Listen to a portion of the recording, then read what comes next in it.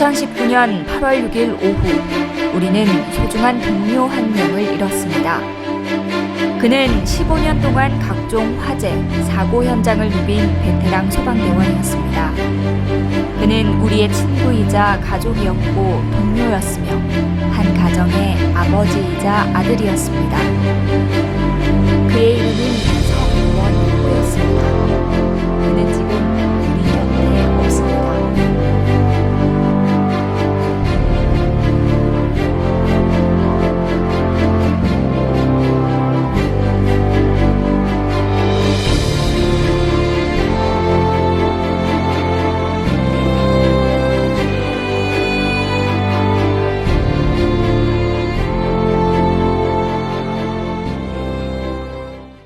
화재 발생 대상물의 지하 1층에는 오류 위험물이 약 40톤 가량 저장돼 있었던 것으로 나왔습니다.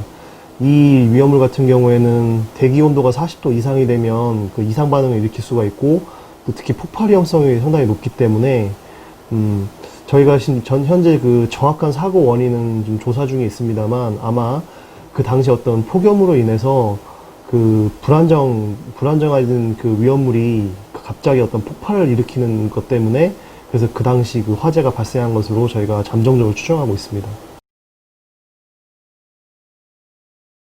위험물 안전관리법에 따르면 지정 수량 이상의 위험물을 저장하기 위해서는 소방서에 별도로 허가를 받아서 저장소를 설치를 해야 됩니다.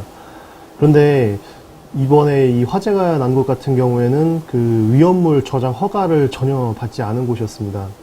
그렇기 때문에 현장 대원들이 화재가 나서 출동했을 때 그곳에서 이제 위험물들을 저장하고 있었는지, 그리고 위험물이 있다면 어떤 것들이 얼마나 저장돼 있었는지, 이러한 정보가 현장에 전혀 없었습니다. 그렇기 때문에 안타깝게도 이번 사고에서도 그렇지만 현장에 있었던 대원들 입장에서는 어떤 위험물 폭발 사고에 있어서 충분히 좀 대응하기 어려웠다고 생각이 됩니다. 위험물 안전관리법에 따라서 위험물 저장 취급 허가를 받기 위해서는 어떤 법령에 정해진 설비를 잘 갖춰야 하고, 사실 설비를 갖추는데 비용도 많이 들 뿐더러 또 설비 요건 자체가 많이 까다롭습니다. 그러다 보니까 좀 적지 않은 업자들 입장에서는 걸리지만 않으면 된다, 이런 좀 안일한 생각으로 허가를 받지 않고 그냥 위험물들을 저장 취급을 하는 그런 사례가 많고, 또 저희가 그래서 단속을 실제로 나가 보면 적지 않은 어떤 좀 그런 공장이나 어떤 제조소에서 그런 위법 행위들을 많이 적발하고 있습니다. 위험물을 처리하는 과정은 다음과 같습니다. 먼저 위험물 설치 신고를 하고 공사 후에 다시 완공 신고를 하게 됩니다. 그리고 나서 현장에 나가 신고대로 되었는지 확인을 한 뒤 이상 없음을 증명하는 필증을 발급하게 되는 거죠. 위험물을 관리하는 소방서 민원 담당 공무원들은 위험물 업무와 관련해 항상 어려움을 토로합니다. 안녕하세요. 무엇을 도와드릴까요? 네, 저 위험물 허가증 신청하려고요. 네, 도와드리겠습니다. 앉으시죠.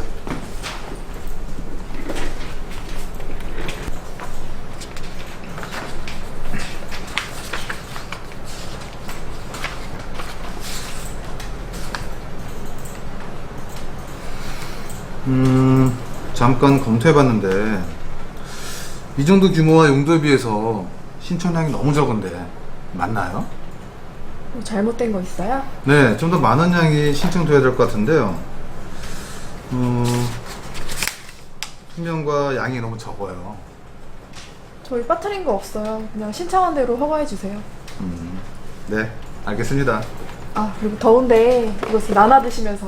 아니요, 가져가세요. 아직도 일부 업체 관계자들이 금품을 제공하는 것은 물론 때론 윽박을 지르기도 합니다.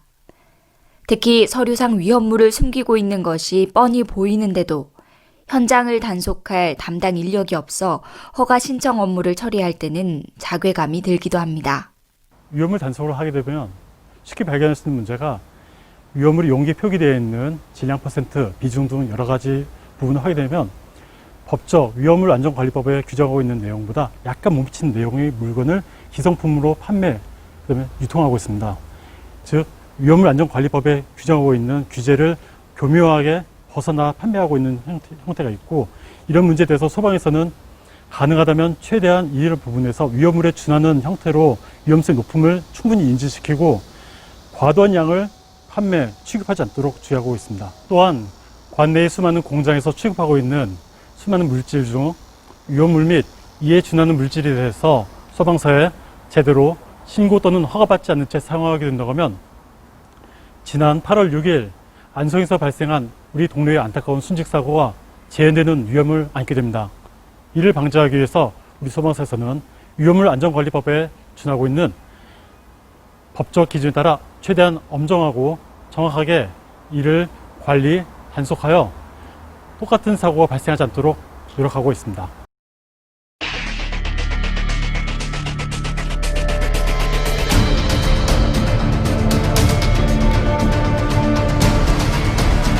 (2019년 4월 30일) 경기도 군포시 제디스코 화재 현장은 말 그대로 불바다였습니다.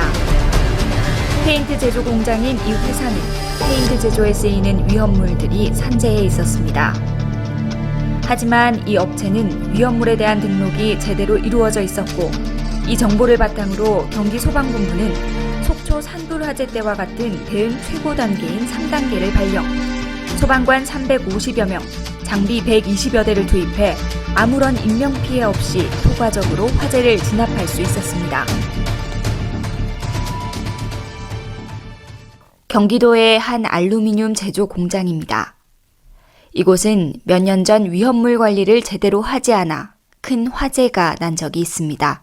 저희 회사는 2007년 화재 사고 이후로 위험물 안전관리에 만전을 기하고 있습니다. 저희 회사는 법령에 준수하여 많은 돈을 투자하여 법령에 맞게 설비를 가동하고 있습니다.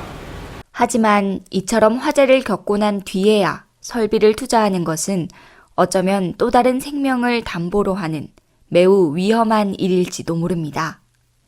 항상 설비가 갖춰진 곳에서만 화재가 나는 것이 아니기 때문입니다. 지금도 수많은 불법 위험물로 국민의 생명과 재산은 위협받고 있습니다. 경기도에서 공장이 많이 몰려있는 곳 중 하나인 경기도 안산입니다.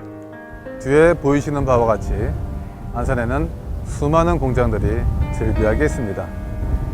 만약 이곳에서 화재가 발생한다면 안성 물류창고 화재처럼 무고한 소방대원이 희생되는 사고가 또 발생될 수 있습니다.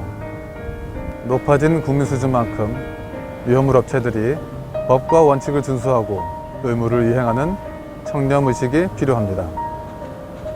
In the United States, a lot of these smaller companies and larger companies are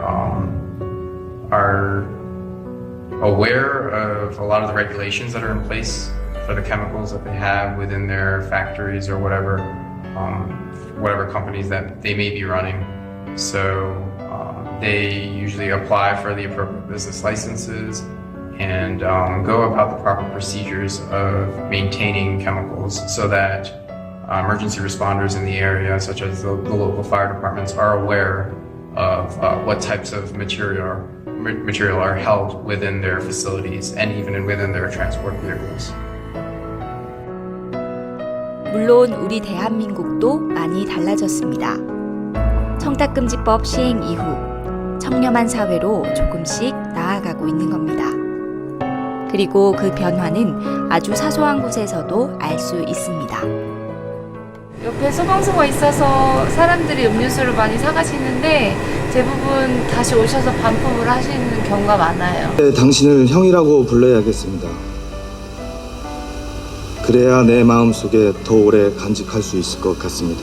이제는 형을 자랑스러운 대한민국의 소방관으로 국민 모두의 가슴속에 고이 간직하려 합니다.